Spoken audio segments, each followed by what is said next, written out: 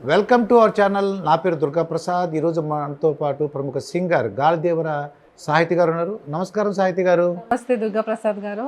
చాలా అద్భుతంగా మీ పాటలు కానీ ఒక 300-400 పాటలు ఇంకెక్కువే మీకు తెలియకుండానే నేను ఇంకెక్కువ ఉండుంటాయి. చాలా అద్భుతమైన పాటలు బాగా పాడారు. నాకు ఆశ్చర్యకరమైన విషయం ఏంటంటే ఇంత చిన్న వయసులో ఇప్పుడు ఎస్ బాలసుబ్రహ్మణ్యం గారు ఉన్నారనుకోండి, వాళ్ళు ఎన్నో కష్టాలు పడ్డారు. మీరు అసలు ఈ ఫీల్డ్లోకి ఎలా వచ్చారు? ఎందుకు పాటలు పాడాలనుకున్నారు? ఎలా వచ్చింది ఛాన్స్ అసలు? చెప్పాలంటే నేను చిన్నప్పటి నుంచి ఫస్ట్ ఆఫ్ ఆల్ బాలు గారు పాడతా తీయగా టీవీలో చూస్తూ ఉండేదాన్ని. ఒకప్పుడు ఉషా గారు, కౌసల్య గారు వీళ్ళందరూ వచ్చారనమాట ఆ పాడతా తీగ నుంచి. సో ఈ కిడ్స్ ఎడిషన్ కూడా స్టార్ట్ చేశారు పాడతా తీగ. ఏదన్నా సరే మా సింగర్స్ అందరికీ ఫస్ట్ ఇన్స్పిరేషన్ బాలు గారు పాడతా తీగానేనండి. ఎందుకంటే ఆయన పాడతా తీగ షోస్ చూసినప్పుడే ఒక సింగర్కి ఒక షో ద్వారా లైఫ్ ఉంటుంది అనేది అర్థమైంది మాకు. సో చిన్నప్పటి నుంచి చూస్తుండేదాన్ని. బేసికలీ నేను పెద్ద చిన్నప్పటి నుంచి మ్యూజిక్ నేర్చుకోవడం ఇదంతా ఏం లేదండి.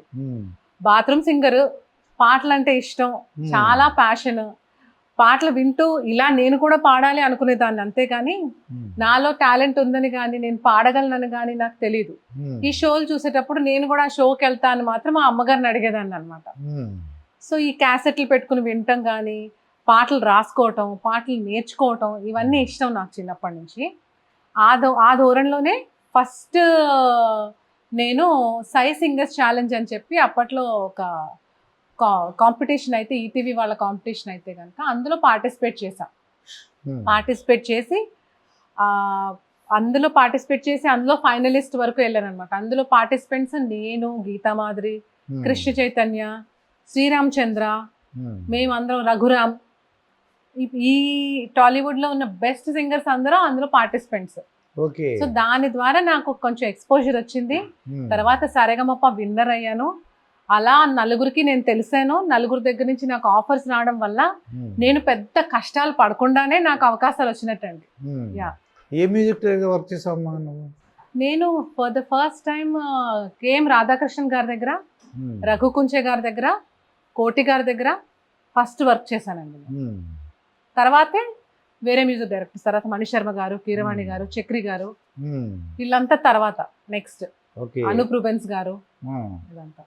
ఫస్ట్ పాట ఏంటి ఒకసారి? ఏంటి పాట? ఫస్ట్ పాట నా మూవీకి నేను రికార్డ్ చేసిన first song Siddhu from Srikakulam. నేను వాయిస్ ఆఫ్ యూత్ అనే కాంపిటీషన్ పార్టిసిపేట్ చేస్తుండగానే నాకు వచ్చిన ఆఫర్ అది. అందులో ఓ క్షణమైనా చాలు ఓడని మమకారాలు ఒకటైతే చాలు విడిపోయే బంధాలు, ఈ సాంగ్ పాడాను అన్నమాట. అంటే ఈజీగా పాడేసావా లేదా భయపడ్డావు? ఫస్ట్ కొంచెం భయం ఉంటది, రికార్డింగ్ అంటే భయం ఉంటది. అంటే మనం ఆల్రెడీ ఉన్న పాటలు నేర్చుకుని పాడటం అంటే కొంచెం విని పాడతాం. డైరెక్ట్ గా స్టూడియోకి వెళ్ళి కొత్త ట్యూన్ ఇచ్చి అది దానికి తగ్గట్టు పాడటం అంటే ఒక నెర్వస్నెస్ ఉంటది. దట్టు అది మన మూవీకి పాడతాం కాబట్టి అది మైక్ ప్రెసిషన్ అన్నమాట. ప్రతి చిన్న నాయిస్ క్యాచ్ చేసే మైక్స్ ముందు పాడతాం కాబట్టి, హై అండ్ మైక్స్ ముందు ఊపిరి తీసుకున్నా వినిపించదు. సో అవన్నీ మేనేజ్ చేసుకుని లైవ్ లో పాడటం వేరు, స్టూడియోలో పాడటం వేరండి. సో ఉండింది ఆ nervousness, but I could manage అనమాట. ఇప్పుడు ఫస్ట్ పాట ఇది, కానీ అందరూ నిన్ను మెచ్చి బాగా గుర్తింపు వచ్చిన పాటలు కొన్ని ఉన్నాయి. ఫస్ట్ బాగా గుర్తింపు వచ్చిన పాట రచ్చ అనే సినిమాకి రామ్ చరణ్ గారికి పాడాను, మణిశర్మ గారి మ్యూజిక్ డైరెక్షన్ లో. గజ్జల పట్టిలు తేరానా చెర్రీ చెర్రీ నా కన్నె వయసు తీర్చమంది వర్రీ వర్రీ, ఆ సాంగ్ నాకు కమర్షియల్ హిట్ తీసుకొచ్చిందండి. బేసికల్లీ ఒక మాస్ హిట్ అన్నమాట. మెలడీ కాకుండా ఒక హిట్. ఎవరు రాశారు ఆ పాటని? అది గజ్జల పటేల్ తేరా చెరి చెరి భాస్కర్ భట్ల గారు రాసినట్టు. భాస్కర్ భట్ల రాశారు. అంటే వాళ్ళు ఉంటారు ఆ టైంలో? ఫస్ట్ రాసినప్పుడు ఉంటారు, కొన్ని సార్లు ఉంటారు, కొన్ని సార్లు వాళ్ళు. అంటే ఏదైనా నోరు తిరగకపోయినా లేకపోతే ఇబ్బంది అయినా? నేను ఈ పాట పాడేటప్పుడు మణిగారే ఉన్నారనమాట, మణిశర్మ గారు ఉన్నారు. ఎంత టైం పట్టిందమ్మా అది రామ్ చరణ్ పాటలు పాడడానికి, ఈ పాట పాడడానికి ఎంత టైం? అంటే మణిశర్మ గారి టేక్ అంటే ఆయన టేక్ లో చాలా కొంచెం సేపు ఉంటారు, ఆయన ఉన్న కొంచెం సేపట్లో మనం పాడేయాలి. ఆయన కానీ రిజెక్ట్ చేశారు, తిట్టారు అంటే గనక ఇంకా మనం రికార్డింగ్ స్క్రూ అయిపోయినట్టే అనమాట. ఓకే.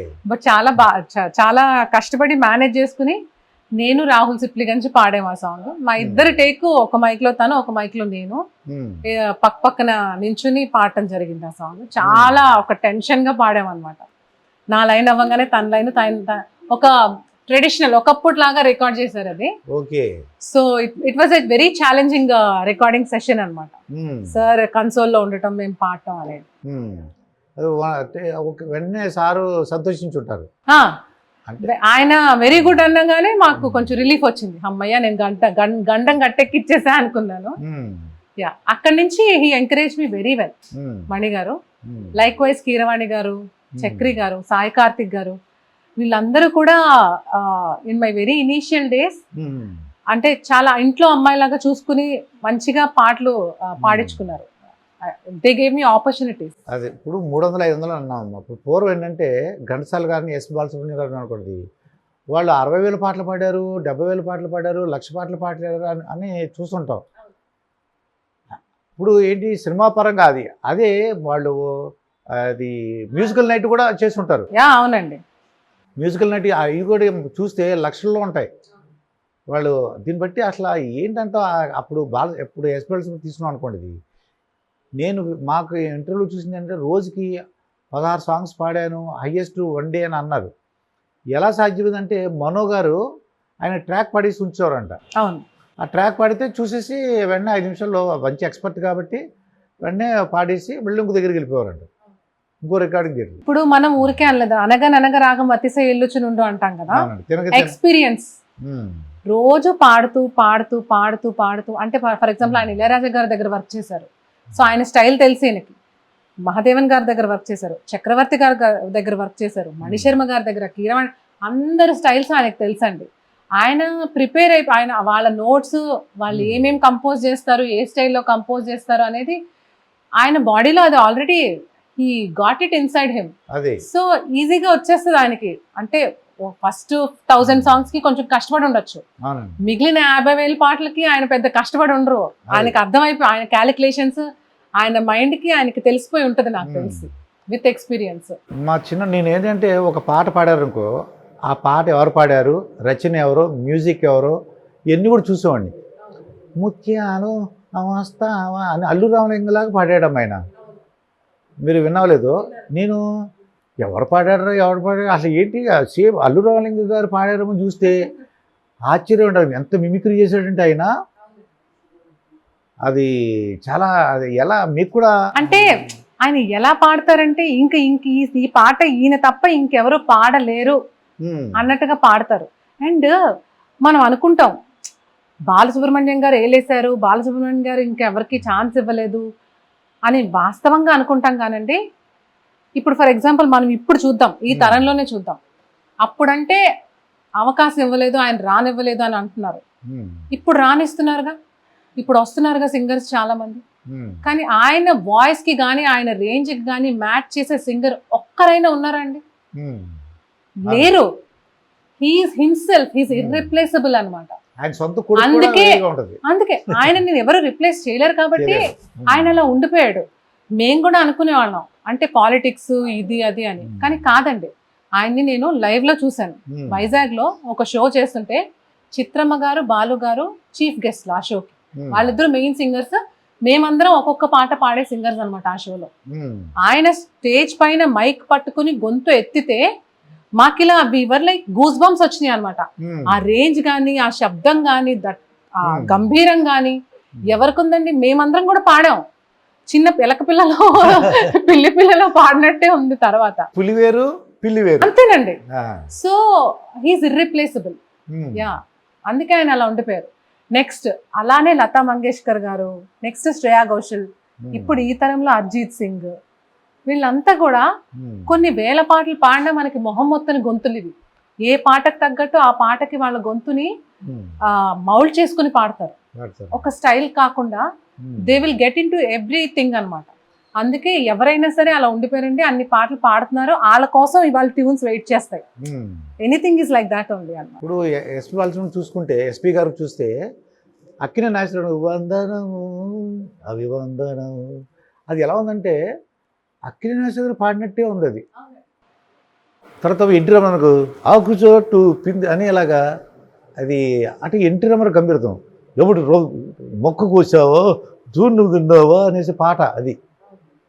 ఎన్టీ రామారావు లాగా ఇమిటేట్ అంటే కొద్దిగా ఆయనకి మిమిక్రీలాగా వచ్చు. ఎవరి స్టైల్ అంటే ఎవరి మాడ్యులేషన్ కి తగ్గట్టు ఆయన కొంచెం ఆయన వాయిస్ లోనే పాడేవాళ్ళు. కృష్ణ గారు లాగా అవును, చాలా అద్భుతంగా పాడారు. అయితే మీకు ఎప్పుడైనా కష్టం అనిపించదమ్మో ఇదేంట్రా బాబు ఇది ఈ పాట కష్టంగా ఉంది అలాగా అనిపిస్తుందా? కొన్ని పాటలు అనిపిస్తాయి. ఎందుకంటే మేము ఇంటర్వ్యూ చేసేటప్పుడు అమ్మ ఈ ప్రశ్న అడగచ్చా అడగకూడదా అలా భయంగా ఉంటుంది. లేకపోతే మీరు నాకన్నా చిన్నపిల్లగాడు ఓకే, కొంతమంది పెద్దోళ్ళు అనుకో మాకన్నా కొద్దిగా హై రేంజ్లో ఉంటే కొద్దిగా మనసులో నెర్వస్నెస్ ఉంటుంది, భయపడుతుంటాం ఈ క్వశ్చన్ అడగచ్చా లేదా అని. లోక్సత్తా జయప్రకాష్ నారాయణ గారి ఇంటర్వ్యూ అనుకోండి, ఏ ప్రశ్న పెడితే ఆ ప్రశ్న వేసేయలేం. అవునండి, ఏంటన్నా ఆ ప్రశ్న ఏంటన్నా అంత గౌక్కుని బాగుంది అదే జాగ్రత్తగా చూసుకుంటా అలాగా కష్టం అనిపిస్తుంది. అనిపిస్తుంది. కొన్ని పాటలు విల్ బి వెరీ ఛాలెంజింగ్ అనమాట. ఆ పాట కానీ సాధించి కరెక్ట్ గా పాడాము అంటే మనకే లోపల నుంచి, అంటే మనం ఎవరి దగ్గర ప్రూవ్ అక్కర్లేదు, మనకి ఒక కాన్ఫిడెన్స్ వస్తుంది చూసారా. అలా కాన్ఫిడెన్స్ ఇచ్చే సాంగ్స్, ఛాలెంజింగ్ సాంగ్స్ ఒక సింగర్ కి చాలా ఉంటాయండి. వాటి అంతు తేల్చే వాళ్ళు ఉంటారు, వాటిని ముట్టుకోకుండా పక్కకి వెళ్ళిపోయి మనకు వద్దు అనుకునే వాళ్ళు కూడా ఉంటారు. That is where the difference is అన్నమాట. ఇప్పుడు మనో గారు కూడా ఎస్పి బాలసుబ్రహ్మణ్యం గారి లాగా పడేసోడు ఆయన. అవునండి, అంటే మీకు తెలుసు లేదో ఆయన ఏమన్నా కొద్దిగా నాలాగా ఎందుకు పాడుతాను నీలాగా అంటే ఆయన ఏమంటే మంచిగా చెప్పాడు మాట. మాది మనో లేదు ఇంకో నాగూరు బాబు కూడా అంటాం ఆయన పేరు, మరో పేరు. నువ్వు నాలాగా ఇమిటేట్ చేస్తున్నట్టు అనిపించింది నాకు, నువ్వు నీలాగా పాడాలంటే అప్పుడు ఆయన ముక్కాల ఆ పాట పాడి తన స్టైల్ వేరే నిరూపించుకున్నాళ్ళండి ఆ పాటలు వింటుంటే. మీకు మీ పాడిన పాటలు కాకుండా మీతో పాటు వచ్చిన వాళ్ళు ఉంటారు కదా, వాళ్ళ పాటలకు నేను చెప్తారా సరదాగా? లేడీ సింగర్స్, జెంట్స్ చాలా పాటలు ఉన్నాయి. అంటే ఈర్ష్య ఎలా ఉంటుందమ్మా? ఈర్ష్య కానీ నేను ఎప్పుడూ ఈర్ష్య ఫీల్ అవ్వలేదండి. కాకపోతే ప్రతి సింగర్ కి ఉంటది. ఇప్పుడు ఫర్ ఎగ్జాంపుల్ ఒక ట్యూన్ వాళ్ళు బాగుపడిపోయారో లేకపోతే వాళ్ళకి సక్సెస్ వచ్చిందనో ఉండదు, కానీ అరే ఈ పాట మనం పాడుంటే బాగుండే అని ఒక ఫీలింగ్ ఉంటదండి. మనకు ఈ అవకాశం వచ్చుంటే బాగుండేది అంతే తప్పితే ఈర్ష్య అసూయలు ఎవరి టాలెంట్ ఆడలేదండి, ఎవరి అవకాశాలు ఆడవి, ఎవరి మోడలేషన్ ఆడదు. So I believe in that. అంటే మీరు ఫర్ ఎగ్జాంపుల్ ఎప్పుడైనా ఇలా జరిగిందా? మీకు రేపు రండి సాహితీ గారు రేపు 10 గంటలకు వచ్చి ఈ సాంగ్ ఉందని అన్నారు, పేరు చూస్తే లేదండి అనేసి అదే సాంగ్ అని వేరే వాళ్ళకి ఇచ్చేయడం అలా సందర్భాలు చాలా జరిగినాయండి. అంతెందుకండి, నేను పాడిన పాట కూడా లాస్ట్ మినిట్ లో వేరే సింగర్ పాడి రిలీజ్ అయిన సాంగ్స్ కూడా చాలా ఉన్నాయి. అంటే మనం దాన్ని కూడా తప్పు పట్టలేమండి. ఇప్పుడు అదేదో పెద్ద కాంట్రవర్సీ లాగా తీసుకుంటారు, కానీ ఒక మ్యూజిక్ డైరెక్టర్కి ఒక విజన్ ఉంటుంది ఒక సాంగ్ పైన. ఆయన ట్రై చేస్తాడు ముగ్గురుతో, ఎవరిది బెస్ట్ అనిపిస్తే అది రిలీజ్ చేస్తారు. ఆ పాటకి ఎవరు ఎక్కువ న్యాయం చేస్తే అది రిలీజ్ అవుతుంది. సో ఆయన పర్సనల్ టేస్ట్ కూడా ఉంటుంది అందులో, ఎందుకంటే క్రియేటర్ ఆయనే కాబట్టి. సో చాయిస్ ఆయనకే వదిలేయాలి. సో అందులో కొన్నిసార్లు బాధ అనిపిస్తుంది, అయ్యో అనిపిస్తుంది, but we should respect them also. అంతే, కానీ పాజిటివ్గా తీసుకుందాం, ఎందుకంటే దాన్ని మీరు ఒక పాజిటివ్గా నువ్వు ఎప్పుడైతే మనం 100% ఇచ్చి అది మనమే బెస్ట్గా పాడామని తెలిసి తర్వాత రిలీజ్ అయిన వాళ్ళు మనకంటే కూడా తక్కువ పర్ఫామ్ చేసిన వాళ్ళు అయ్యి ఉంటే మాత్రం చాలా బాధ అనిపిస్తుంది. కానీ వాళ్ళ దృష్టిలో ఏదో ఉండుంటది, లేకపోతే వాళ్ళకి ఏవో ప్రెషర్స్ ఉండుంటాయి, సంథింగ్ వాళ్ళకి ఇంకేదో నేమ్ ఫేమ్ పలానా పర్టికులర్ జానర్ సింగరే కావాలని ఉంటది. కొన్నిసార్లు మనం ఎంత న్యాయం చేసినా సరే కొన్ని వర్కౌట్ అవ్వవు. అంటే ఉదాహరణలు చెప్పచ్చా, లేకపోతే కాంట్రవర్షియల్ కాదు, ఊరికనే నీకు ఈ పాటని పాడాను అంటే పాజిటివ్గా చెప్దాం అంటే వద్దులేండి, ఎందుకంటే ఇది చెప్తే మళ్ళీ కొంతమంది ఫీల్ అయ్యే వాళ్ళు ఉంటారేమో, మరి నాకు తెలీదు. కొన్ని పాటలు మిస్ అయినాయండి నాకు, కొన్ని పాటలు అలా ఫర్ ఎగ్జాంపుల్ మంచి మంచి పాటలు మిస్ అయినాయి. నేను చెప్పేస్తాను అందులో తప్పే ఉంది, కానీ నేను ఇప్పుడు చెప్పింది అయితే వాస్తవం అండి. వాళ్ళకి వేరే ఏదో ఉండుండి వాళ్ళు పాజిటివ్ గానే తీసుకోవాలి. మెల్కెల్ తిరుగుతుంటే అమ్మాయి సాంగ్ ఉంది, కెమెరామెన్ గంగతో రాంబాబు, అది నేను చాలా సార్లే పాడాను. మణిశర్మ గారు US 2కి వెళ్ళారు, ఆయన లేనప్పుడు పాడాను. ఆయన వచ్చాక ఆయన చూసుకున్నారు, విన్నారు, గీతా మాదిరి పాడిందండి ఆ సాంగ్. అయ్యో నేను మిస్ అయ్యాననే ఫీలింగ్ నాకు ఉంది, మైట్ బి ఆయనకు కూడా ఉంది. చాలా తర్వాత ఆయన నన్ను చాలా ఎంకరేజ్ చేశారు, చాలా పాటలు పాడిచ్చారు ఆయన.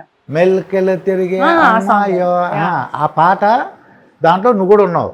పాడారు. నేను దాంట్లో నేను కూడా లేనండి. ఆ, అది గీతనే పాడింది, గీత వాయిస్ తో రిలీజ్ అయింది. ఉమ్, బట్ ముందు నేను పాడున్నాను ఆ పాట. ఆ పాట పాడారు. ఆ పాట మిస్ అయినందుకు కొంచెం ఫీల్ అవుతాను. అదొకటి. ఉమ్, రీసెంట్ టైమ్స్ లో కొంచెం నేను బాగా పర్ఫామ్ చేసి మంచి హిట్ మిస్ అయింది అయితే గోదావరి గట్టుపోయిన రామచిలకడు. గోదావరి గట్టు మీద రామచిలకవో, అదొకసారి పాడమ్మా, అది చూద్దాం.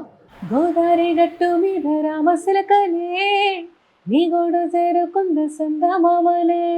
రమణ గోగుల ఆయన సూపర్, అది ఆయన మ్యూజిక్ డైరెక్టరు. అవును ఆయన పాట చాలా బాగుంటాయి. నేను ఒకసారి ఎయిర్పోర్ట్లో చూశాను ఆయన్ని. అవును. ఆయన అమెరికా ఎక్కడికి వెళ్తున్నట్టున్నాడు, లేకపోతే ఎక్కడికి వెళ్ళిపోయినట్టున్నారు. మళ్ళీ ఆయన పిలిపించారు. కానీ ఎందుకలమ్మా అలాగా మంచి ఫేమ్లో ఉండగా ఇంకో జాబ్లోకి వెళ్ళిపోయాడు అంటారు ఆయన? అంటే ఎందువల్ల అంటారు? నేను అంటే మంచి ఫేమ్ అని మనకు అనిపించచ్చండి. ఇందులో ఉండే ఛాలెంజెస్ ఇందులో ఉంటాయి. We have to deal with different mind sets of people అనమాట. సో అందులో జాబ్ సెక్యూరిటీ వేరు, ఇందులో ప్రతి నిమిషం ఛాలెంజింగ్. లేకపోతే నెక్స్ట్ మనకి ప్రాజెక్ట్ వచ్చే వరకు కూడా it will be it won't be A cake walk. మీకు రెగ్యులర్ గా కూర్చుని ఉద్యోగం చేస్తే నెల నెల జీతం పడిపోవడంలో ఒక కంఫర్ట్ ఉంటుంది, ఒక సెక్యూరిటీ ఉంటుంది. ఇందులో మనకి హిట్ అయితే వస్తాయి డబ్బులు, లేదు గ్యాప్ వస్తే మళ్ళీ రావు. ఇందులో ఎమర్జింగ్ వస్తూనే ఉంటారు. సో దీన్నే నమ్ముకొని అంటే ఎవరు మనం ఈజీగా కంక్లూషన్స్కి వచ్చి జడ్జ్మెంట్ చేసేస్తాం, కానీ ఎవరి పర్సనల్ ప్రిఫరెన్సెస్ వాళ్ళకు ఉంటాయండి. That is what is I believe totally. So అలా అన్నమాట. ఇప్పుడు మీరు అంటే ఎక్కడన్నా గీతా మాధురి గారు, మిగతా వాళ్ళందరూ లేడీ సింగర్స్ ఉన్నారు కదా, వాళ్ళందరూ కలిసినప్పుడు అంటే పాటలు పాడుతుంటారు. అవును. అంటే ఆమె పాట మీరు పాడొచ్చు, మీ పాట ఆవిడ పాడొచ్చు. అవునండి. కల్పన గారు కూడా అలా పాడుతుంటారు, నేను చూసాను. అవునండి. అవును. గీతా మాధురి గారు పాడింది విన్నాక ఏదైనా ఒక పాట పాడము, గీతా మాధురి పాడిన పాట ఒకసారి ఏమనిపిస్తుంది అంటే, అది కాకపోయినా ఫర్ ఎగ్జాంపుల్ గీతా మాధురి గారు పాడిన పాట ఏదైనా పాడవచ్చు సార్? నేను గీతా మాధురి పాడిన పాటలు చాలా పర్ఫామ్ చేస్తానండి. Basically Geetha as a singer and as a person కూడా నాకు చాలా ఇష్టం. చాలా మంచి అమ్మాయి తను. స్టేజ్ మీద యాక్టివ్ గా, స్టేజ్ పైన కూడా అసలు స్టేజ్ ఎక్కిందంటే she will rock it and come అన్నమాట. నేను తన పాటలు చాలా పాడతా స్టేజ్ పైన. పక్కా లోకల్ ఒక సాంగ్ పాడుతుంటా స్టేజ్ మీద తనది. ఇంకా నాకు తను పాడిన పాటల్లో చాలా ఇష్టమైన పాట బాహుబలిలో జీవనది అనే సాంగ్ చాలా బాగా పాడింది తను. బంగారు కలలి గుండెలో తుగాయాలి, కడుపులో దాచుకున్న చాలా బాగా పాడింది తను. ఒక పెయిన్ తో చాలా బాగా పాడింది. అలానే నిన్నే నిన్నే కోరా, నిన్నే నిన్నే చేరా, గుండెల్లో, అలా పక్కా లోకల్ మాస్ సాంగ్స్ కానీ క్లాస్ సాంగ్స్ అన్ని ఇష్టం అండి నాకు తను పాడింది. తర్వాత వైఫ్ అండ్ హస్బెండ్ ఒకళ్ళు ఉన్నారు, అది రీసెంట్ గా, అది అంటే హేమచంద్ర అండ్ శ్రావణ భార్గవి. వాళ్ళతో మీకు అది క్లోజ్ గా? శ్రావణ చాలా మంచి ఫ్రెండ్ అండి. శ్రావణ భార్గవి కూడా పాటలు బాగుంటాయి, ఎందుకంటే వాళ్ళని చూసే పర్సనల్ కలుసుకున్నాను. అంటే ఊరిని పుకార్లు అనుకుంటా వాళ్ళు, ఏదో అదొక మరి ఏంటో వాళ్ళు పుకార్లు వస్తుంటాయి. బాధ అనిపిస్తుంది, ఎందుకంటే వైఫ్ అండ్ హస్బెండ్ భలే ఉన్నారులా అనిపిస్తుంది మాకు. చాలా అందంగా ఉంటారు ఇద్దరు కూడా, హీరో హీరోయిన్ లాగా ఉంటారు ఇద్దరు. సింగర్స్ ప్లస్ హీరో హీరోయిన్స్ కూడా, వాళ్ళిద్దరు కూడా అలానే కలిసి బాగా మేనేజ్ చేసుకుంటారు అన్ని కూడా. తర్వాత అమ్మ చిత్ర గారు చూసారు కూడా, ఇది చిత్రంగా ఉంటుంది అమ్మ. నాకు ఆవిడ వాయిస్ గారు చాలా చిత్రంగా ఉంటుంది, చాలా బాగా పడుతుంది. ఇన్ని దున్నేశారండి మా పి సుశీల తర్వాత చిత్ర గారు పాటలు ఇన్ని ఉంటాయమ్మా. అది నాకు చిత్ర గారు చాలా ఇష్టమైన సింగర్ అండి. నేను చిన్నప్పటి నుంచి పాటలు విని పెరుగుతూ ఆవిడనే ఇన్స్పిరేషన్ గా తీసుకుని నేర్చుకున్న సాంగ్స్ అన్నమాట అన్ని. ఆవిడ రేంజ్ కానీ, క్రిస్టల్ క్లియర్ వాయిస్ ఉన్నా సరే ఒక టైప్ ఆఫ్ వాల్యూమ్ ఉంటుంది ఆవిడ వాయిస్లో. అలా తేనె పోసినట్టే ఉంటుందండి చెవుల్లో ఆవిడ పాడుతుంటే. So she's my favourite singer అనమాట. ఇప్పుడు ఎప్పటి నుంచి ఆవిడే నాకు చాలా favourite. And she's a very humble person. అన్ని పాటలు పాడాక కూడా ఆవిడ ఇప్పటికీ చాలా ఒదిగుంటారండి. That is the best thing. Attitude ఉండదు. పాట పట్ల ఆమెకి అపారమైన డివోషన్ ఉంటుంది అన్నమాట. సో ఇంకో సాహిత్య గారు మీకు గొప్పతనం ఏంటంటే, ఆవిడ మన తెలుగు ఆవిడ కాదు, మలయాళం వచ్చుకో. అంటే తెలుగు మరి ఎలా పాడేవారు ఏంటి అంటే ఎలా చేస్తారు వాళ్ళు? తెలుగు రాదనుకుంటా, కానీ వాళ్ళు మలయాళంలో రాసుకుంటారేమో అనుకుంటున్నాను నేను. అవునండి, నేను కూడా for example Avakaya Anjaneya song హనుమాన్లో పాడినప్పుడు కన్నడ, తమిళ్, తెలుగు నేనే పాడాను. సో తమిళ్ సాంగ్ తెలుగులో రాసుకుని ఒక తమిళ్ వచ్చిన వాళ్ళు పక్కన ఉంటే వాళ్ళు ఏది ఎలా పలకాలో చెప్తే పాడతామండి. దానికి భాష రావక్కర్లేదు, కరెక్ట్ ప్రొనౌన్సియేషన్ కరెక్ట్ గా మనకి స్పష్టత ఉంటే సరిపోతుంది. చిత్రమ్మ పాడిన పాటలు చాలా ఉన్నాయి మనకి. నువ్వే నువ్వే కావాలంటుంది పదే పదే నా ప్రాణం, నిన్నే నిన్నే వెంటాడుతోంది ప్రతి క్షణం నా మౌనం, ఏ చోట ఉన్నా నీ వెంట లేనా. ఆ సాంగ్ ఇప్పటికి ఇంటనే ఏడుపు వస్తుందండి. అదొకటి. కొన్ని కళ్ళల్లోకి కళ్ళు పెట్టి చూడవెందుకు, ఈ సాంగ్ ఒకటి. మంచి మంచి పాటలు చిత్ర గారు. మరి ఇక సునీత గారు వచ్చారుకోండి, ఆవిడతో ఒక అదృష్టం. ఆవిడతో కూడా ఒక డిఫరెంట్ కైండ్ ఆఫ్ వాయిస్ అండి. మంచి ఫీల్ ఉన్న వాయిస్. ఆవిడ బెస్ట్ సాంగ్ నాకు ఎప్పటికీ ఇష్టమైన పాట ఈ వేళలో నీవు. చాలా ఇష్టమైన పాట. ఈ వేళలో నీవు ఏం చేస్తూ ఉంటావు అనుకుంటూ ఉంటాను ప్రతి నిమిషము నేను. ఈ సాంగ్ బెస్ట్ సాంగ్. మీ చిన్నప్పుడు ఎల్ఆర్ ఈశ్వరి గారి పాటలు తెలిసే ఉంటది.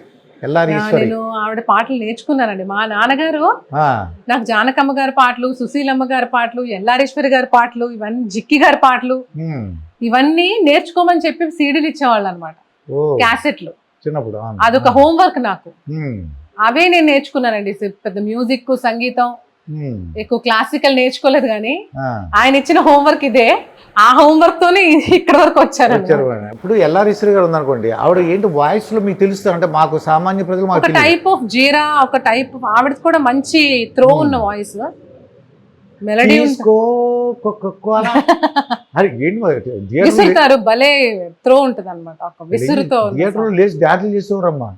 భలే భలే మగాడివోయ్ బంగారు నా సామివోయ్, నీ మగసిరి గులామును నీయానని దాననోయ్. అవన్నీ కూడా మసక చీకట్లో, మాయదారి సిన్నోడు మనసే లాగే సిండు, మాఘమాసం ఎల్లేదాకా మంచి రోజే లేదన్నాడే, ఆగేదెట్టాగా అందాక ఏగేదెట్టాగా, రావమ్మ చెప్పవే రావమ్మ చెప్పవే మల్లమ్మ చెప్పవే మల్లమ్మ చెప్పవే. అవన్నీ folk songs. She's very good at folk. గుడి వెనక నా సామి అది ఎప్పుడన్నా, అది కూడా సుశీలమ్మ గారు, ఎల్లారేశ్వర్ గారు. గుడిలో నా స్వామి కొలువై ఉన్నాడు సేవకు వేలాయరా అని ఆవిడ పాడుతూ, గుడి వెనక నా స్వామి గుర్రమెక్కి కోసున్నాడు. ప్రకృతి వికృతుల్లాగా ఉంటాయి అన్నమాట. అసలు ఐడియా ఎలా వచ్చింది, వాళ్ళు ఎలా ఒప్పుకున్నారు నిజంగా వాళ్ళు అంటే? అప్పుడు అంటే ఈ క్లబ్ సాంగ్లు ఇవన్నీ కూడా ఎల్ఆర్ ఈశ్వరి గారు, భక్తి పాటలేమో ఏదో పి సుశీలమ్మ గారు, అలా ఉండేది అన్నమాట.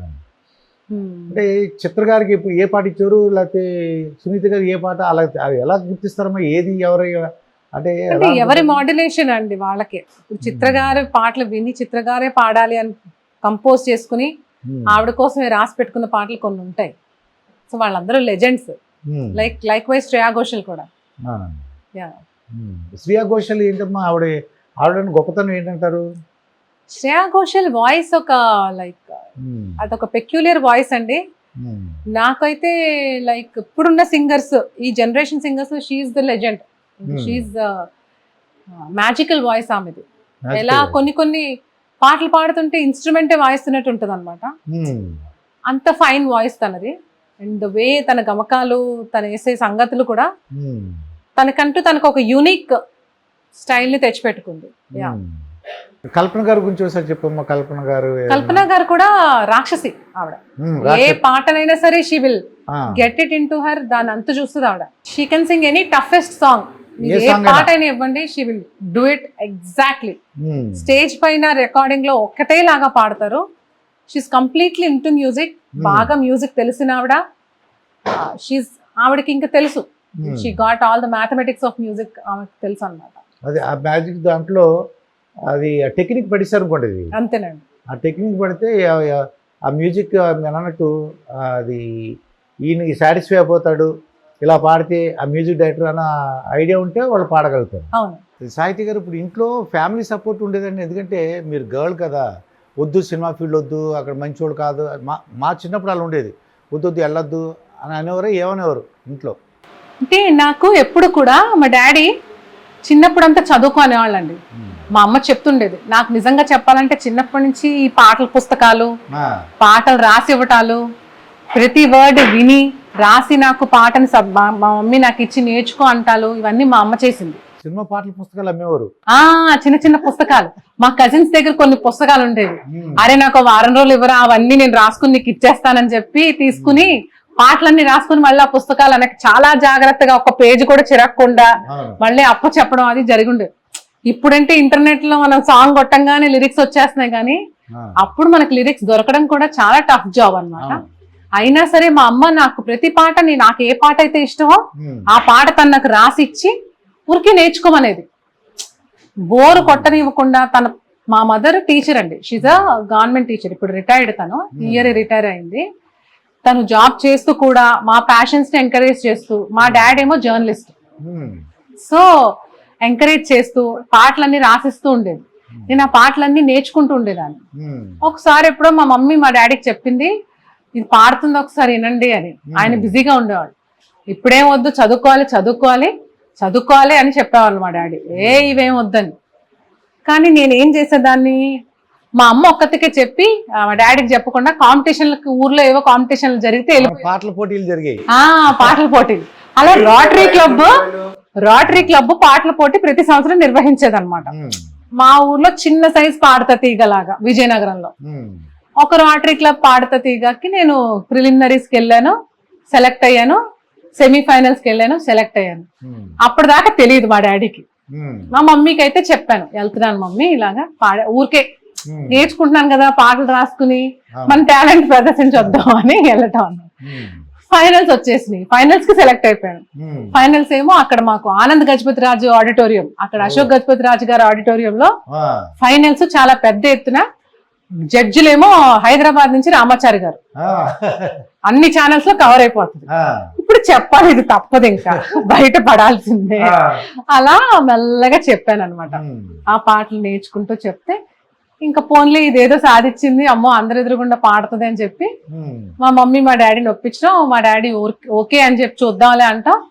నేను స్టేజ్ పైన పాడటం, అందులో నేను ధనుంజయ్, ఇప్పుడు ధనుంజయ్ సీపన ఉన్నాడు కదా సింగర్, తను నేను పవన్, మేము ముగ్గురం ఇప్పుడు ప్రస్తుతానికి మూవీ ఇండస్ట్రీలో 3 are good singers. First prize వచ్చింది నాకు. అందరూ చాలా మెచ్చుకున్నారు. మొత్తం విజయనగరం ఊరంతా ఆడిటోరియంలో కూర్చుంది. మా మ్యూజిక్ దిగ్గజాలు, విజయనగరం అంటేనే మ్యూజిక్ కి పేరు.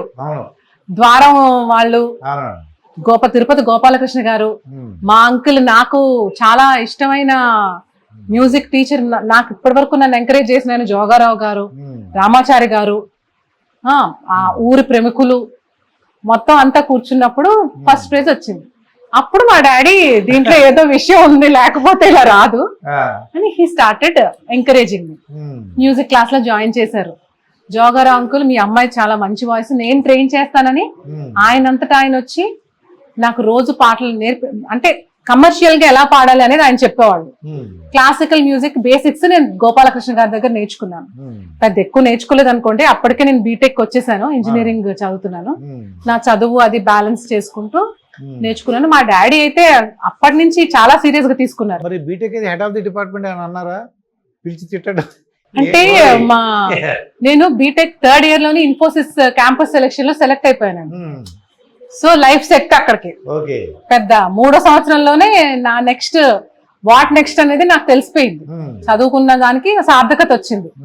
ఇప్పుడు నా బీటెక్ అయిపోగానే నాకు ఆఫర్ లెటర్ వస్తుంది, నేను వెళ్ళి జాయిన్ అయిపోతాను, నాకు ఒక ఉద్యోగం ఉంది. ఫైనల్ ఇయర్ లో కరెక్ట్ గా లాస్ట్ 2nd సెమిస్టర్ లో ఈ Saregamapa voice of youth selections, ఈ కాంపిటీషన్ స్టార్ట్ అయింది. కాలేజ్ మానేసి వెళ్ళి పాడుతుండేదాన్ని. 3 రోజులు షూటింగ్ ఉండేది కదా, మా సార్ ఏమో నువ్వు సెలెక్ట్ అయిపోయావు, నీకు ఉద్యోగం వచ్చేసిందని చెప్పి నీ ఇష్టం వచ్చినట్టు కాలేజ్ ఎగ్గొడితే కుదరదు, ఇలా నాకు చాలా వార్నింగ్లు ఇచ్చేవారు. జిఆర్ఈ టోఫెల్ రాస్తావా అని అడిగేవాళ్ళు. నేను ఏ జిఆర్ఈ టోఫెల్ రాయను, నేను ఇండియాలోనే ఉంటాను, నేను ఇక్కడే పని చేస్తాను, నేను ఏదన్నా ఇండియాలోనే చేస్తాను. అమెరికా వెళ్ళాలని అసలు ఇన్ఫోసిస్ లో పనిచేస్తూ కూడా ఆన్ సైట్ కి పంపించేటప్పుడు కూడా నాకు అమెరికా వెళ్ళాలన్న ఉద్దేశం గానీ ఆలోచన గానీ అక్కడికి వెళ్ళి పైసలు సంపాదించాలన్న ఇది గానీ లేదండి. కొంచెం చిన్నప్పటి నుంచి మా డాడీ జర్నలిస్ట్ అవడం వల్ల దేశభక్తి అంటారా, దేశభక్తి మాకు బానే ఉందండి. ఆయన చాలా నిజాయితీ, చాలా వాల్యూస్ ఉన్న మనిషి మా నాన్నగారు. ఎప్పుడు ఎవరికి అమ్ముడు పోలేదన్నమాట. ఈ సచ్ ఎ గై. అండ్ ఏదన్నా సరే నిర్భయంగా రాసేవాళ్ళు, వార్త ఏదున్నా సరే. సో ఆ బోల్డ్నెస్ ఆ ఇదే మాకు అలవాటు. మా నాన్నగారు ఎప్పుడు ఏం చెప్పేవాళ్ళు అంటే, ఆస్తులు లేకపోయినా నాకు ఉన్న దాంతో మిమ్మల్ని చదివించుకుంటాను, మీకు ఏది ఇష్టమైతే దాన్ని ఎంకరేజ్ చేస్తాను అని చెప్పి అదే మాటకి ఎంకరేజ్ చేశారండి మమ్మల్ని. So he's a kind of not orthodox kind. డబ్బులన్నీ దాసేసుకుని పిల్లల్ని చదివించకుండా ఆస్తులు ఇచ్చేద్దాం ఇలా ఉండేది కాదండి. ఏదున్నా సరే వాళ్ళకి వాళ్ళ పైకి వెళ్ళటానికే దే హావ్ స్పెంట్ దేర్ వాళ్ళ హార్డ్ ఎర్న్ మనీ అంతా మేము పైకి వెళ్ళటానికే ఖర్చు పెట్టాం. ఇప్పుడు సింగర్ గా ఉండి చాలా అందంగా బ్యూటిఫుల్ హీరోయిన్ లాగా ఉన్నారు అనుకో, అటువంటి వాళ్ళకైనా ఇబ్బంది ఏమైనా ఉంటుందా? లేకపోతే అంటే పూర్వకాలంలో ఏంటంటే భయపడేవారు పేరెంట్స్ కానీ ఫ్యామిలీ మెంబర్స్ భయపడేవారు. భయము అందం గురించే కాదండి, భయం దేనికి ఉంటదంటే బేసికల్లీ భయం అనేది ఉంటది. మూవీ ఇండస్ట్రీ అంటే గ్లామరస్ వరల్డ్ కాబట్టి కొంచెం అడ్వాంటేజ్ తీసుకుంటారు ఆ ఫీల్డ్ లోకి వెళ్తే. లేకపోతే అందులో పనిచేస్తుంది అంటే బయట వాళ్ళు పెద్ద వాల్యూ ఇవ్వరు, చాలా చిన్నతనంగా చూస్తారు, పెళ్లి సంబంధం పెళ్లి అవ్వదు, ఫేమ్ ఉంటే అని అనుకుంటారు. కానీ అదంతా ఏం అంటే అప్పట్లో మా డాడీకి చాలా ఫార్వర్డ్ థింకింగ్, మా మదర్ ఫాదర్ కూడా చాలా చదువుకున్న వాళ్ళు. They are like they encourage me so well అండి. ఎందుకంటే ఈ అంటే హీరోయిన్స్ కి తర్వాత సినిమా ఏవో బయట గాసిప్స్ వస్తుంటాయమ్మా. హీరోయిన్స్ కి సినిమా మ్యూజిక్ ఫీల్డ్ లో కూడా గాసిప్స్ ఉంటాయండి, ఉండవని నేను చెప్పట్లేదు. అంటే వాళ్ళ ఛాన్స్ రాక అలా వాళ్ళకేమైనా ఛాన్స్ రాలేదనుకో, ఆ డైరెక్టర్ నన్ను ఇబ్బంది పెట్టాడు, అది ఏదో టీవీ ఛానల్ అంటే ఎప్పుడు చూడండి, ఎప్పుడు ఒక వైపు నుంచే ఉండవండి. కొంతమంది ఉంటారు అవకాశాల కోసం ఎంటర్టైన్ చేసే వాళ్ళు ఉంటారు, రిజిడ్ గా ఉండి నాకు అవకాశం వస్తే నా టాలెంట్ బట్టి తెచ్చుకుందాం అనుకునే వాళ్ళు కూడా ఉంటారు. సో అన్నిటిని జనరలైజ్ చేసేసి రెండో కేటగిరీలో వేసి మాట్లాడేస్తారనమాట. ఆ రిస్క్ అయితే ఉంది. జడ్జి ఈజీగా జడ్జి చేసి మనిషి క్యారెక్టర్ ని జడ్జి చేసే రిస్క్ ఈ ఫీల్డ్ లో ఎక్కువ ఉందండి, నేను కాదనట్లేదు. బట్ బై గాడ్స్ గ్రేస్ మా ఫాదర్ నా వెనకాలే ఉన్నారు. నేను పాండన్నాళ్ళు నేను ఏ కాంపిటీషన్కి వెళ్ళినా ఏ రికార్డింగ్కి వెళ్ళినా ఇనీషియల్ డేస్ లో హీ వాజ్ విత్ మీ. ఇంకా నేను జాబ్కి వచ్చేసిన తర్వాత కొంచెం నాకు ఫ్రీడమ్ ఇచ్చారు. బట్ నేను ఎప్పుడు ఏ ఇబ్బంది నా ఇండస్ట్రీలో నేను ఎదుర్కోలేదండి. అంటే మీ భర్త అంటే హస్బెండ్ కూడా ఏం అనలేదా మిమ్మల్ని వద్దు అని? అంటే వద్దు అంటే నేనే వదిలే, అంటే ఒక టైం ఇప్పుడు ప్రస్తుతానికి బ్రేక్ రావడానికి కారణం కూడా లైఫ్ విషయమేనండి. అవన్నీ కొంచెం personals, let's not get in to those. Break అయితే వచ్చింది మ్యారేజ్ అయ్యాక. పెళ్లికి ముందు నా పేరెంట్స్ చేసినంత ఎంకరేజ్మెంట్ అయితే నాకు తర్వాత రాలేదు. పిల్లలు కూడా పుట్టుంటారు, పిల్లలు పుట్టడం రాలేదు. నేను ఫ్రాంక్ గా చెప్తున్నానండి, మా నాన్నగారు చూసుకున్నట్టు, మా నాన్నగారు ఎంకరేజ్ చేసినట్టు నా లైఫ్ లో ఎంకరేజ్మెంట్ లేదు. ఇంకా కూడా అంటే వద్దు అని చెప్పరు, వెళ్ళు అని చెప్పరు. మనకి ఇండైరెక్ట్ గా అర్థమైపోతుంది అవతల ఉండే తీరు బట్టి. దాన్ని బట్టి నేను కూడా స్టెప్ తీసుకోవాల్సి వచ్చింది నా లైఫ్ లో. నా బిగ్గెస్ట్ బ్రేక్ అందుకే వచ్చిందండి. లేకపోతే నేను వేరే లెవెల్లో ఉండేదాన్ననే నా ఫీలింగ్ ఇప్పటికీ కూడా. ఎందుకంటే నా రికార్డింగ్ తెలుసు కదా, ఏదైనా ప్రాబ్లమ్స్ వచ్చిందనుకో అది ఏదైనా అనుకున్న టైం కాకుండా ఇంకా ఎక్స్ట్రా టైం ఉంటుంది. ఇప్పుడు మన ఇంటర్వ్యూ ఏదో టైం అనుకుంటాం, ఏదో కెమెరా ప్రాబ్లం అలా వస్తే కొద్దిగా టైం ఎక్స్ట్రా అవుతుంది. అది ఇంట్లో అర్థం చేసుకోవాలి. ఎక్స్ట్రా టైం గురించి కాదు కానండి, అదే ఎవరి ఇన్సెక్యూరిటీస్ వాళ్ళకు ఉంటాయి, మీకు తెలిసే ఉంటది. ఫర్ ఎగ్జాంపుల్ ఇప్పుడు నేను వెళ్తున్నా, మంచి పేరున్నప్పుడు నేను తను వెళ్తున్నాం అనుకోండి, నన్ను గుర్తుపడతారు, నాతో మాట్లాడతారు. దాన్ని పాజిటివ్ గా తీసుకునే వాళ్ళు చాలా అరుదుగా ఉంటారండి. అది ఎంకరేజ్ చేసే వాళ్ళు కానీ దాన్ని పాజిటివ్ గా తీసుకుని అవతలోడి సక్సెస్ కి ఆనందించే వాళ్ళు చాలా కొంతమంది ఉంటారు. ఆ అదృష్టం చాలా తక్కువ మందికి దొరుకుతుంది. నేను I should not go in to deepest things, but నాకైతే మాత్రం బ్రేక్ పడిందండి. తీసుకున్నాను నేను break. That is the reason నేను టెన్షన్స్ లోకి వెళ్ళాను. I had that rough patch. అందుకే నేను మ్యూజిక్ కి కొంచెం దూరంగా ఉన్నాను. ఇంకా మా పాప కూడా పుట్టిన తర్వాత నేను కంప్లీట్ గా హైదరాబాద్ వచ్చేసానండి. ఇంకా వచ్చేసి ఇందులో పర్సూ చేద్దామని from past 4 years or 5 years I mean Hyderabad. నేను యుఎస్ వెళ్ళిపోయానని, బెంగళూరు వెళ్ళిపోయానని, చాలా రకాల పుకార్లు still circulating. But I'm very much in Hyderabad. I'm very open for opportunities. I'm still in practice. I'm still in form. నేను గీతా మాదిరి ఇంటర్వ్యూలో చూసానండి, ఒక 3,000 అంత ఇచ్చారంట, అంటే పాడినందుకు. అవును. మనో గారు కూడా అయితే 1,500 1,000 రూపాయలు ఇచ్చారంట. అవునండి. 3,000 తీసుకున్న రోజులు ఉన్నాయి. రెమ్యూనరేషన్ 3,000. అంటే మనం రెమ్యూనరేషన్ 3,000 ఇచ్చారు అన్నట్టు చూడకూడదండి. ఇప్పుడు కొంతమంది ఉంటారు మనలాగే, వాళ్ళకు కూడా అవకాశం రావడం ఫస్ట్ టైం. వాళ్ళకి మన వాయిస్ కావాల్సి వస్తుంది. మీరు పాడండి అని అడుగుతారు. ఆ టైంలో నాకు ఇంత డబ్బులు ఇస్తే నేను పాడతానని కాకుండా, మనం ఆ సరస్వతీదేవికి దండం పెట్టుకుని మనకు అవకాశం వచ్చిందని పాడుతూ వెళ్ళిపోయి వాళ్ళు మనం పడిన కష్టానికి వాళ్ళకి వాళ్ళ స్తోమతకు తగ్గట్టుగా డబ్బులు ఇస్తారండి. దాన్ని మనం తక్కువ అంచనా వేయకూడదు. అది కూడా రెస్పెక్ట్ చేయాలి. వాళ్ళకి కూడా అది అవకాశమే, వాళ్ళకి కూడా అది లైఫే. వాళ్ళ దాంట్లోంచి మనకు కూడా ఒక భాగం ఇస్తారు. మైట్ బి వాళ్ళ ప్రొడ్యూసర్ దగ్గర నుంచి కొన్ని డబ్బులే వచ్చి ఉంటాయి, వాళ్ళ సినిమా బడ్జెట్ కొంచెమే అయి ఉండొచ్చు. So that is how it goes. ఎక్కువ డబ్బులు వచ్చే చోట కీరవాణి గారు నాకు పాటకి 25,000 ఇచ్చిన రోజులు ఉన్నాయి. చిన్న చిన్న మ్యూజిక్ డైరెక్టర్స్ నాకు 3,000 ఇచ్చి ఆ పాటకి హిట్ అయిన రోజులు కూడా ఉన్నాయి. దేన్ని కూడా తక్కువ అంచనా వేయడానికి లేదు. ఏదన్నా సరే మనం కమర్షియల్ గా కాకుండా మనం నమ్ముకున్న దాన్ని ముందుకు వెళ్ళిపోయి చేసుకుంటే అది ఎప్పుడు మనల్ని ముందుకు తీసుకెళ్తూనే ఉంటుంది. This is what I believe. ఇప్పుడు ఫర్ ఎగ్జాంపుల్ సాహితీ గారు ఊరికి పేర్లు వద్దు, మనకి మ్యూజిక్ డైరెక్టర్ పేరు వద్దు. ఇప్పుడు హైయెస్ట్ రెమ్యూనరేషన్ ఒక పాట పాడినందుకు హైయెస్ట్ రేట్ ఎంత ఉండొచ్చు అంటారు సుమారుగా? అదే ఒక పాట మేల్కి అయితే ఎంత తీసుకుంటారు, ఫీమేల్కి అయితే బాగా హైయెస్ట్? అంటే ఇట్ డిపెండ్స్ ఆన్ ఫేమ్ అండి. ఫస్ట్ సిద్ శ్రీరామ్ ఉన్నాడు, వాట్ ఐ హర్డ్ ఇట్, తను చార్జ్ చేసేది 6 లక్షలు చార్జ్ చేస్తాడు, 6 lakhs. శ్రేయా ఘోషల్ గారు ఉన్నారు, సోను నిగమ్ గారు ఉన్నారు, అర్జిత్ సింగ్, మన తెలుగులో అనురాగ్ కుల్కర్ని, వీళ్ళందరూ కూడా ఒకటి సెట్ చేసుకున్నారండి. బెంచ్ మార్క్ సెట్ చేసుకుని ఆ సెట్టింగ్ లోనే వెళ్తున్నారు.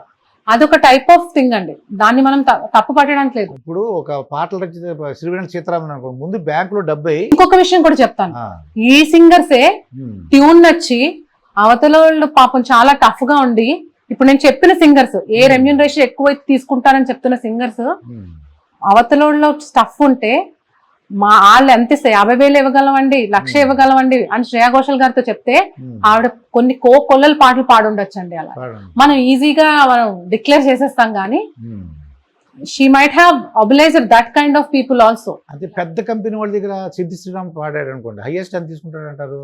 What ever he's. సిద్ధి శ్రీరామ్ నేను విన్నది 5 lakhs, 4 lakhs, 6 lakhs కూడా తీసుకున్నాడు సాంగ్ కి. లేడీస్ లో హైయెస్ట్ ఎవరు తీసుకుంటారంటారు? శ్రేయా ఘోషల్ అండి. ఎంత తీసుకుంటుంది అంటారు? నాకు అసలు I really don't have. 4 lakhs might be. Yeah 4 lakhs ఉండొచ్చు. మీరు అన్నట్టు కన్సిడరేషన్ ఉంటుంది, కన్సిడరేషన్ ఉంటుంది. ఇప్పుడు ఫర్ ఎగ్జాంపుల్ ఇప్పుడు నేనే ఉన్నాను అనుకోండి, మంచి పాట చేశా, ఆ పాట సూపర్ హిట్, దాంట్లో అద్భుతమైన స్టఫ్ ఉంది, కానీ నా దగ్గర డబ్బులు లేవు. మేడం మీరు ఈ పాట పాడితే నెక్స్ట్ లెవెల్కి వెళ్తుందని నేను శ్రేయా ఘోషల్ అప్రోచ్ అయ్యాను అనుకోండి, ఆమె పాట వింటది ఫస్ట్, అరే భలే భలే చేసావు, ఒక మనసుకి ఇష్టమైన పాటలు ఉంటాయండి కొన్ని, భలే చేసావు సాహితీ, ఈ సాంగ్ నా వాయిస్ లో ఉంటే బాగుంటుందని ఆమెకే అనిపించే పాటలు కొన్ని ఉంటాయి. అప్పుడు డెఫినెట్ గా ఏ సింగర్ అయినా కన్సిడర్ చేస్తారండి. అది ఎంత పెద్ద సింగర్ అయినా సరే దే విల్ కన్సిడర్. మనం ఈజీగా జడ్జ్ వాళ్ళ రెమ్యూనరేషన్ తీసుకుంటారు అని జడ్జ్ చేయడానికి లేదు. ఇప్పుడు మేము ట్యూషన్లు చెప్పేవాడిని, ట్యూషన్లు చెప్పినప్పుడు 3,000 ఒక 3,000 ఫీజు కన్సి అన్నాను అనుకోది, ఎవరో వచ్చి నా దగ్గర 2,000 ఉంది కానీ మా అబ్బాయి ఇంటెలిజెంట్, చూడండి ఎంత బాగా చదువుతాడో అని అన్నాను అనుకోండి, 2,000 కదా ఎంత ఇస్తాను తీసుకునేవాడిని.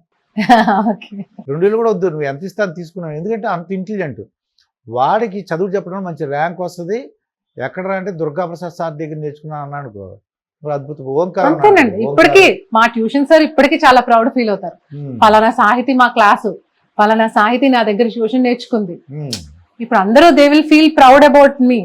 యా ఇప్పుడు ఓంకార్ కానీ అశ్విన్ కానీ ఉన్నారు కూడా, మా వాళ్ళిద్దరు నా స్టూడెంట్సే. అలాగే చాలామంది డైరెక్టర్స్. ఆ మధ్యన ఒక అమ్మాయి ఏంటంటే పాడితే తీగెళ్ళి అన్ని ఛానల్ కూర్చుని కీరవాణి గారు అలా అన్నారు, ఈ తర్వాతము ఇది ఇప్పుడు ఉన్నారు కదా సునీత గారు ఇలా అన్నారు పాప. అంటే నేను నాకు అనిపించింది ఏంటంటే పాప చిన్న మెచ్యూరిటీ లేదేమో అనిపించింది. ఇప్పుడు అంటే దాని గురించి అంటే నాకు ఏంటంటే మీరు కూడా ఫేస్ చేసి ఉంటారు కదా. మేము కూడా అంటే ఫేసింగ్ అంటే జడ్జిలో ఒకటి చెప్తానండి. ఇందాక మణి శర్మ గారు తిట్టారు. తిట్టడం అంటే అర్థం ఏంటి? ఒక ఇండైరెక్ట్ గా సూచన, సలహా. సూచన ఎవరి స్టైల్ వాళ్ళదండి. కిరవాణి సార్ ఉన్నారనుకోండి, ఆయన తిట్టరు. ఆయనకు నచ్చలేదంటే ఏం మాట్లాడరు. ఆయనకి నచ్చితే పాట ఉంటది. మణిగారు ఉన్నారనుకోండి, ఆయనకు నచ్చలేదు అనుకోండి తిట్టి పాడించుకుంటారు. ఓకే. ఆ తిట్లు ఎలా ఉంటాయంటే మన ఇంట్లో మన ఫాదర్ ఎవరో తిట్టినట్టే ఉంటది అన్నమాట. అరే కొన్నిసార్లు కోపం వస్తుంది ఆయనకి, కాకపోతే ఆ కోపం రాకుండా మనం మేనేజ్ చేసుకుని ఆయనకు నచ్చినట్టు పాడేసాం అనుకోండి, ఆయన ఒక్క మాట కూడా అనరు అసలు. డిపెండ్స్ ఆన్, మనం ఆకతాయిగా ఉన్నాం అనుకోండి, చైల్డిష్ గా ఉన్నాం అనుకోండి, 4 తిట్లు పడతాయి. అరే నువ్వు ఈ పాట ఇంకా బాగా పాడాలి, what is this nonsense అని తిడతారు ఆయన. యా, ఎవరి స్టైల్ వాళ్ళదండి. So we can't comment on any. అదే ఆ పాపది ఏంటంటే అలాగా అంటే ప్రవస్తి అంటే నాకు తెలీదు, మంచి సింగరే ఆమె. చిన్నప్పటి నుంచి చాలా ఛానల్స్ లో పాడి అలా చేయడం ఏవద్దంటే మిగతా మ్యూజిక్ డైరెక్టర్ లో అవకాశాలు ఇచ్చేవాళ్ళు భయపడతారు కదా. ఈ అమ్మాయి భయపడటం కాదండి, ప్రాబ్లమ్స్ అందరం ఫేస్ చేసాం. అంటే ఇలాంటి చూడండి, జడ్జిమెంట్ లో ఆమెకి తేడా జరిగింది అని చెప్తుంది. ఇప్పుడు నాతో పాటు కూడా పాడిన సింగర్స్ ఉన్నారండి వాయిస్ ఆఫ్ యూత్ లో. ఒకటి చెప్తాను నేను మీకు, ఫైనలిస్ట్ గా నేను, పూజ, పృథ్వీచంద్ర, అనుదీప్, పవన్ చరణ్, మేము అందరం, శ్రీకృష్ణ అన్న. ఇవాళ శ్రీకృష్ణ అన్న he's a very famous singer, కానీ సరిగమపాల ఫైనల్స్ కి రాలేదు.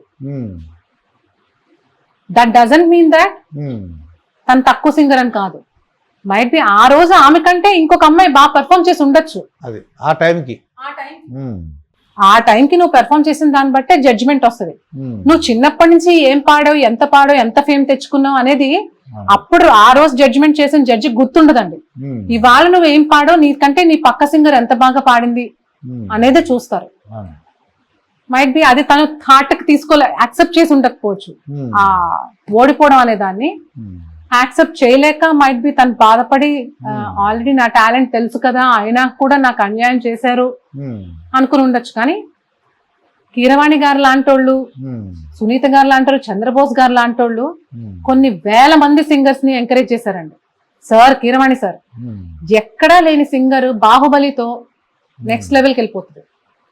ఫర్ ఎగ్జాంపుల్, కొత్త సింగర్స్ అందరికి కూడా అవకాశం ఇచ్చింది, పెద్ద పెద్ద సినిమాల్లో అవకాశం ఇచ్చిన ఆయన కీరవాణి గారు. చంద్రబోస్ గారు కూడా ఆయనకి నిజంగా నచ్చితే ఆయన పాట రాస్తూ మ్యూజిక్ డైరెక్టర్ కి ఈ పాట ఈమెతో పాడించుకో అని చెప్పే అంత పొటెన్షియల్ ఉన్న రచయిత ఆయన. సో వాళ్ళు ఈజీగా ఒక లైఫ్ ని అంత ఈజీగా తీసి పారేరండి. ఆ పర్టికులర్ కాంపిటీషన్ అనేది వాళ్ళ లైఫ్ అని వాళ్ళకి తెలిసే ఉంటది. ఆ టైంలో మైట్ బి ఎక్కువ తక్కువ పాడుండొచ్చు, ఆ దాని ప్రకారమే జడ్జిమెంట్ ఇచ్చి ఉండొచ్చు. దాన్ని ఆమె యాక్సెప్ట్ చేయలేకపోయి ఉండొచ్చు అని నేను అనుకుంటున్నాను. సామాన్య ప్రజలకు అర్థం కొన్ని ఉంటాయమ్మా. ఉదాహరణకి, దేవుడు వరం అందిస్తే నేను నిన్నే కోరుకుంటానే అని ఒక పాట గంటాడి కృష్ణ గారు మ్యూజిక్ డైరెక్టర్. అవునండి. అలాగే రాధాకృష్ణ గారు గోదావరి అనే పాట, అద్భుతమైన పాటలు చేశారు ఆయన. రాధాకృష్ణ గారు is one of my favourite music director. ఆయన దగ్గర నేను పాటలు పాడాను.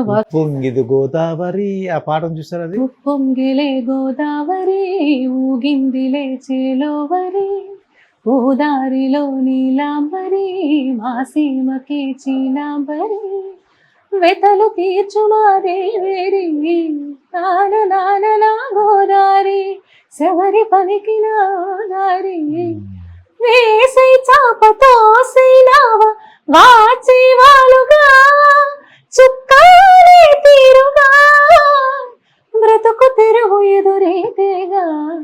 అద్భుతంగా పాడారు బాలు గారు. పాట విన్నప్పుడల్లా ఎంతో సంతోషంగా ఉంటుంది. అద్భుతమైన ట్యూన్స్ చేశారు ఆయన. అది ఆయన ఫస్ట్ మూవీ ఆనంద్ లో కూడా యమునా తీరం సంధ్యారాగం అది, కానీ నువ్వేనా నా నువ్వేనా, మంచి మంచి పాటలు, చందమామల పాటలు, అద్భుతమైన పాటలు చేశారు ఆయన. కరెక్టే. వాళ్ళకి అంత ఏంటి వాళ్ళు మరి నెక్స్ట్ కనబడలేదంటమ్మా. మాకు అర్థం అని పరిస్థితి ఎందుకంటున్నానంటే, ఈ గంటాడి కృష్ణ గారు కానీ, వీళ్ళు కానీ, రమణ గోగుల్ గారి అంతా ఉండి ఏంటి మళ్ళీ ఇప్పుడే అంటే ప్రతి మనిషికి ఒక ఎరా ఉంటదండి.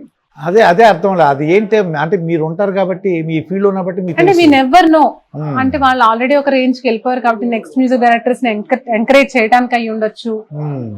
ఎక్కువ మంది కాంపిటీషన్ అయి ఉండొచ్చు. Hmm. అది మనం అంత సూపర్ చెప్పలేం. హిట్ సాంగ్స్ ఇస్తే ఇంకా ఇంకా ఇంకా ముందుకు వెళ్ళిపోవాలి కదా. అవును. ఏంటి ఇంకా వాళ్ళు కనబట్టలేదు ఏంటి అని అనిపిస్తుంటది మాకు.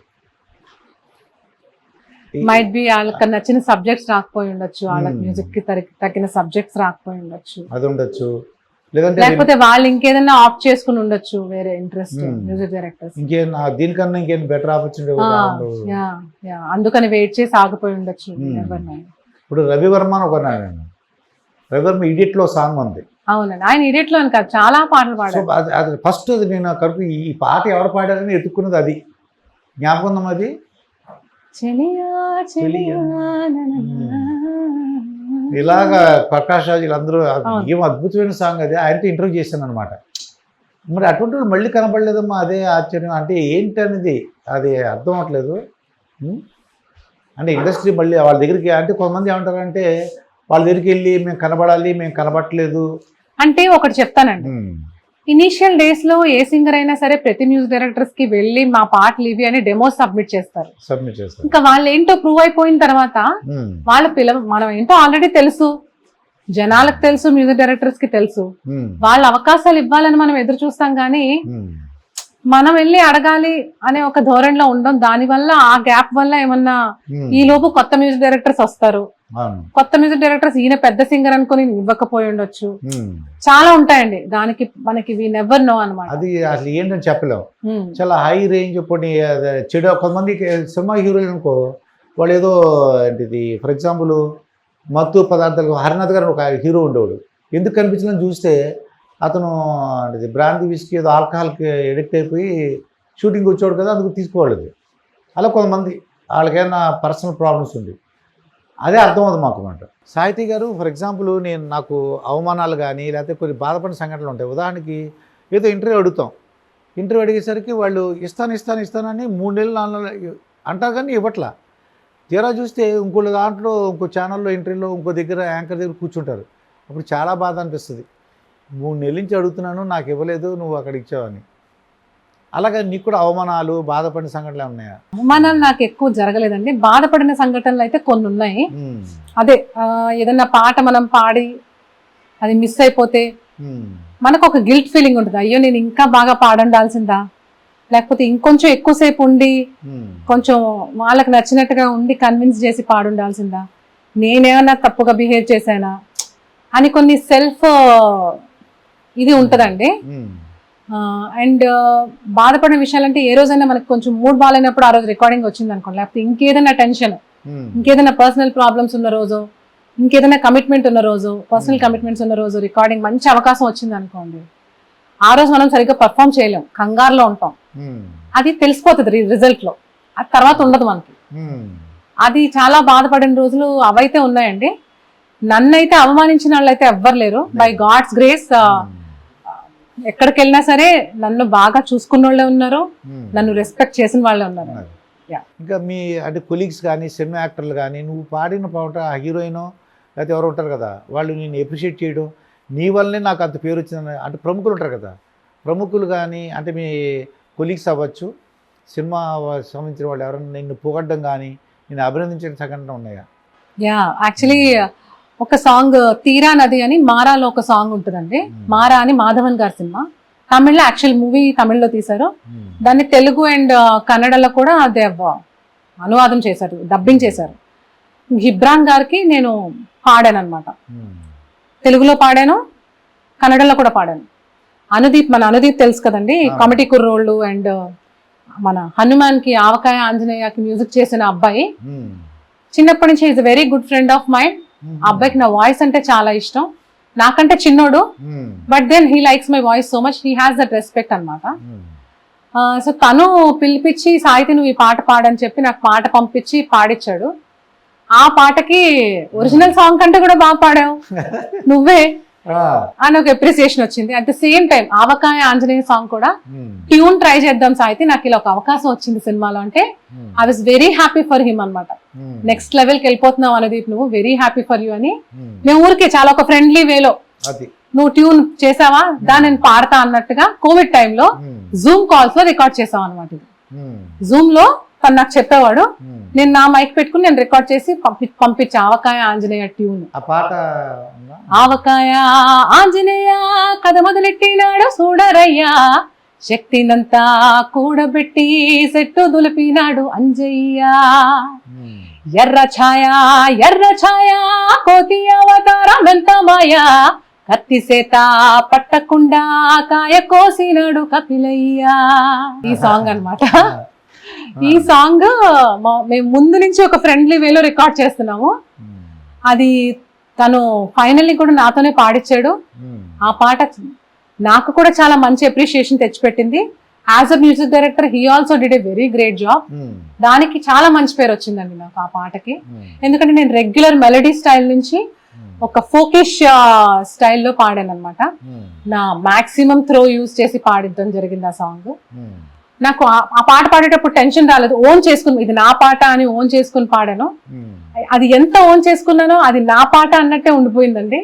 So I was very happy for that అన్నమాట. ఇప్పుడు మేల్ సింగర్స్ ఉన్నారు కూడా, రేవంత్ కానీ, రేవంత్, శ్రీరామచంద్ర, శ్రీకృష్ణ, హేమచంద్ర, దినకర్, వీళ్ళందరూ కూడా they are all very nice. వాళ్ళ గురించి ఒక్కొక్కటి చెప్పాము సరదా, మాకు వినాలి. సరదాగా శ్రీకృష్ణ అన్న డెడికేషన్ కి మారిపోయారు. డెడికేషన్ నేను చూశాను మా ఎవరితో కానీ, ఇళయరాజు గారి దగ్గర ఎక్కడో హెల్ప్ చేశాడు అతను. ఆయన అందరికి is like backbone for everybody అన్నమాట. చూసుకుంటాడు, ఆర్గనైజ్ చేస్తాడు, కష్టపడతాడు. He'll put his soul into what is doing అనమాట శ్రీకృష్ణ అన్న. రేవంత్ బాగా పాడతాడు, పర్సనల్ గా తను బాగా సాధన చేసే మనిషి, కానీ కొంచెం యాటిట్యూడ్ ఉంటది అని విన్నాను నేను. రేవంత్ సెకండ్. నెక్స్ట్ దినకర్ చదువుకున్నాడు, తనకంటే ఒక వే క్రియేట్ చేసుకుందాం అనుకున్నాడు. Is doing very good with band LGM. ఆ మార్క్ క్రియేట్ చేసుకున్నాడు తను. Is the top brand, one of the toppest brands of ఇండియాలో బ్యాండ్ ఎల్జిఎం కూడా ఒకటి. He created that Dinakar. ఇంకా వేరే విషయానికి వస్తే శ్రీరామచంద్ర, తనకంటే ఒక స్టైల్, తను both dance and singing. He's versatile, పాటలు కూడా బాగా పాడతాడు అండ్ హీస్ పర్ఫార్మర్ అనమాట. మీకు రికార్డింగ్స్ అదగొట్టేస్తాడు. ఆన్ స్టేజ్ పర్ఫార్మ్ చేశాడంటే it will be like spectacular thing. He's professional, true professional. Sreeramachandra. At the same time Hemachandra, తన వాయిస్ కంటే ఒక స్టైల్ ఉంటుంది, సేమ్ డెడికేషన్ చిన్నప్పటి నుంచి. కొంచెం ట్రెడిషనల్ వేలో కాకుండా కొంచెం కొత్తగా ట్రై చేసే మనిషి. Is also that kind. So ఇలా కేసీ వీళ్ళందరూ కూడా మంచి మంచి సింగర్స్ అందరు. దీపు, కృష్ణ చైతన్య, రేవంత్, అనురాగ్ కుల్కర్ని. చాలా సెలెక్టివ్ మనిషి. పాట అంటే సాధన బాగా చేస్తాడు, డెడికేటెడ్. తను కూడా ఒక వే ఎంచుకున్నాడు, ప్రతిదీ ఒప్పుకోడు. తనకు నిజంగా ఇష్టం, సాటిస్ఫాక్షన్, సోల్ సాటిస్ఫాక్షన్ ఉన్న పాటలే పాడతాడు. అది అందరికి యాటిట్యూడ్ లాగా డిమాండింగ్ గా అనిపిస్తుంది, కానీ నాకైతే జెన్యున్ గానే అనిపిస్తుంది. So everybody has their own styles and own philosophies అండి. శ్రీరామచంద్ర, అతను కూడా నేషనల్. రేవంత్ కూడా నేషనల్, తను ఇండియన్ ఐడల్ విన్నర్. శ్రీరామచంద్ర కూడా ఇండియన్ ఐడల్ విన్నర్. మన ఆంధ్ర నుంచి, మన తెలంగాణ ఆంధ్ర నుంచి వెళ్ళిన వాళ్ళు వాళ్ళిద్దరు కూడా. సో యా, అంటే వీళ్ళందరూ కూడా, అంటే సిద్ధి శ్రీరామన్ అనుకోమ్మా, ఫస్ట్ టైం పాడినప్పుడు ఇదేం పాట అని చాలా మంది మ్యూజిక్ డైరెక్టర్ అన్నాడు. ఇతను ఏం పాడాడు అని చెప్పేసి ఏదో మ్యూజిక్ డైరెక్టర్ కూడా అన్నట్టు నేను చూశాను. పేరు నాకు ఎందుకని, కానీ నాకు ఏదో సంథింగ్ అని, నీ కాళ్ళను చుట్టూ ఆయన ఒక స్టైల్ ఉంటుందండి. ఆ స్టైల్ కి he got that this thing. Pawan Kalyan గురించి అని చెప్పగలవమ్మా? పవన్ కళ్యాణ్ గురించి, ఆయన గురించి ఏం మాట్లాడతాం, ఎంత మాట్లాడినా తక్కువే. ఆయనకంటూ ఒక స్టైల్ ఉంటది. నేను ఒకటే చెప్తానండి, మా పాప ఉంది కదా, 7 ఏళ్ళు దానికి. పవన్ కళ్యాణ్ కి డై హార్డ్ ఫ్యాన్ అన్నమాట. అంటే ఇప్పుడున్న జనరేషన్, మా జనరేషన్, లేకపోతే మాకంటే 2-3 వెనక జనరేషన్లకు పవన్ కళ్యాణ్ గారికి ఫ్యాన్లు అవ్వడం నార్మల్ థింగ్. నా కూతురు పవన్ కళ్యాణ్ గారికి డై హార్డ్ ఫ్యాన్ అవ్వడం అనేది నాకు ఆయన చెప్పాలనిపిస్తుంది. ఈ జనరేషన్ లో మీకు చెవు కోసుకునే, చెయ్యి కోసుకునే ఫ్యాన్ ఒకటి ఉందండి. ఎంత వయసు? 7 ఏళ్ళు. ఓజీ ఒక 10 సార్లు చూసుంటది. చిన్నప్పటి నుంచి పవన్ కళ్యాణ్ సినిమాలు ఏమేమి ఉన్నాయో రోజుకో సినిమా చూస్తుంది. ఓజీ చూసి ఆయన ఫ్యాన్ అయింది. ఆయన సినిమాలన్నీ కావాలని చెప్పి చూస్తుంటది అన్నమాట. అయితే ఆయన ఇప్పుడు రాజకీయ దగ్గర ఉన్నా సరే సినిమాలు ఏమని చెబుతాం. చేస్తున్నారు ఆయన. చేస్తారు. ఎక్కడ ఆయన స్టైల్ ఎక్కడ తగ్గలేదు. ఆయన రాజకీయవేత్త కంటే అసలు ఒక డిప్యూటీ సీఎం గారు ఓజీ సినిమాలో అంత స్టైలిష్ గా చేశారంటే we feel so proud. At the same time ఇప్పుడు ఉస్తాద్ భగత్ సింగ్ కూడా వస్తుంది, అందులో కూడా ఆయన మంచి సాంగ్ చేశారు. అంత సీఎం అయినా సరే స్టెప్పులు అదరగొట్టారు ఆయన స్టైల్.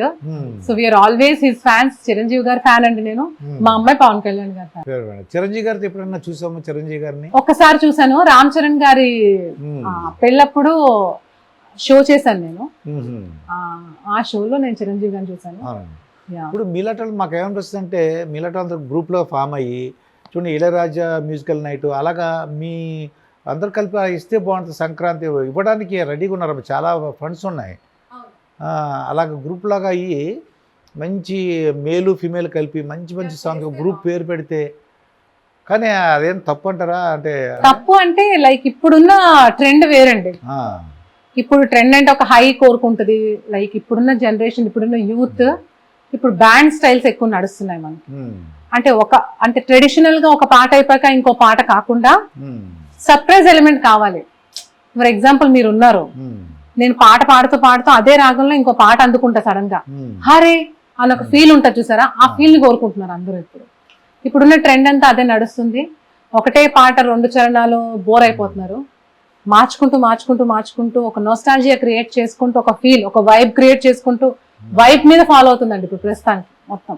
నేను రీసెంట్గా ఏఆర్ రెహమాన్ దగ్గరికి వెళ్ళాను. నేను డబ్బులు 5,000 మా అమ్మాయి కొనిపెట్టి తీసుకెళ్ళింది. అసలు ఏంటి అసలు ట్రాఫిక్ జామ్ 4 hours 5 hours పట్టింది. అయిపోయిన తర్వాత అసలు ఏఆర్ రెహమాన్ ఆ పాటలు ఆయన ఇలా చిన్న మాటలు పాడిన ఓ క్లాప్స్, ఇలా అన్న మాట్లాడిన క్లాప్స్, అలాగే ఇళయరాజా ఏఆర్ రెహమాన్ గారు చూడడం ఎంత ఇదిగా ఉంది. రెహమాన్ గారు లెజెండ్. కొంతమంది చెప్తున్నాను కదండి, వాళ్ళ బ్రెయిన్స్ మనకు డైరెక్ట్ గా డివైనిటీలోకి వెళ్ళిపోతుంది అనమాట. నేను అలా సోను నిగమ్ గారిని చూసినప్పుడు ఐ ఫెల్ట్ లైక్ కొంతమందిని చూస్తే మనకి కాళ్ళకి నమస్కారం. అది ఏదో ఆయనకి, ఆయన మ్యూజిక్ డైరెక్టర్, నేను సింగర్ ని కాబట్టి ఆయన ప్లీజ్ చేయడానికి పెట్టమండి నమస్కారాలు కొన్ని. ఆయన అంతే, ఏదో ఉంది ఇందులో ఒక డివైనిటీ, ఏదో ఒక పవర్ ఉంది, అందుకే నేను ఇలా ఉన్నాడు అన్న ఫీలింగ్ తో మనం కాళ్ళకి నమస్కారం పెడతాం. అలా నేను పెట్టాను నమస్కారాలు. సోను నిగమ్ గారికి పెట్టాను, కీరవాణి గారికి ఇప్పటికీ అలానే పెడతాను. అలాంటి వాళ్ళలో రెహమాన్ గారి కాళ్ళు కనిపించిన అలానే పెడుతుంటాను.